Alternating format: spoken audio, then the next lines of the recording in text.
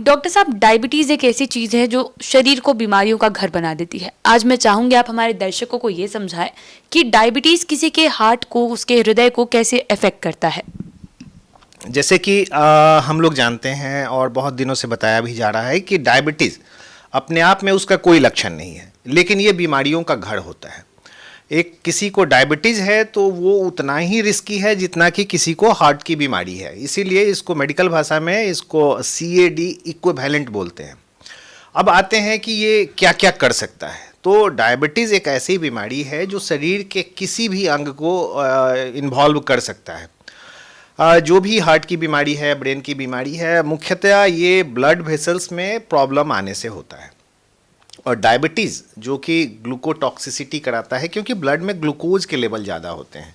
ये ब्लड के जो वेसल्स होते हैं उनके एंटिमा को, जो लो इंटरनल पार्ट है, उसमें केमिकल चेंजेस करते हैं, उसको हार्डेंड करते हैं और उसको नैरो कर देते हैं।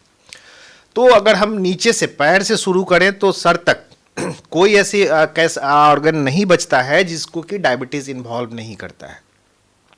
आप देखें, मुख्यतया पूरे वर्ल्ड वाइड पैर कटने का, एम्पुटेशन का एक मुख्य कारण डायबिटीज़ है।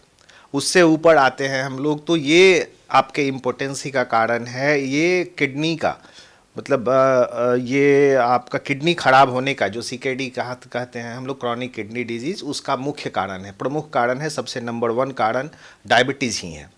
उसके ऊपर आए तो ये आपके हार्ट को हार्ट अटैक कराता है, हार्ट अटैक के इंसिडेंस को ज़्यादा बढ़ा देता है। जैसे कि अगर रिस्क की हम लोग बात करें, कॉमन भाषा में समझने की कोशिश करें, तो जैसा कि राठी जी ने पहले वाले वीडियो में बात किया कि अमूमन पहले 50-60 साल से ऊपर के लोगों में होता था हार्ट की बीमारियाँ।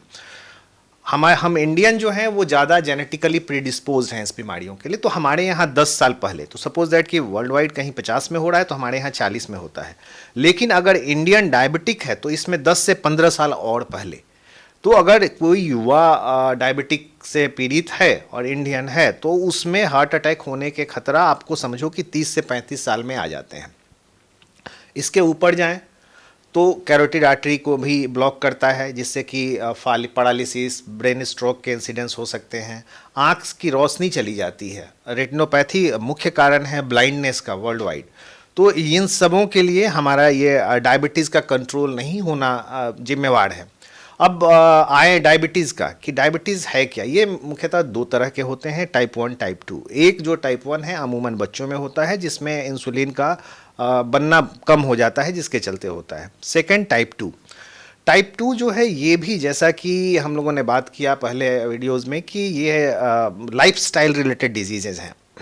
तो आजकल 9 से 10% जो लोग हैं वो डायबिटीज़ से पीड़ित हैं।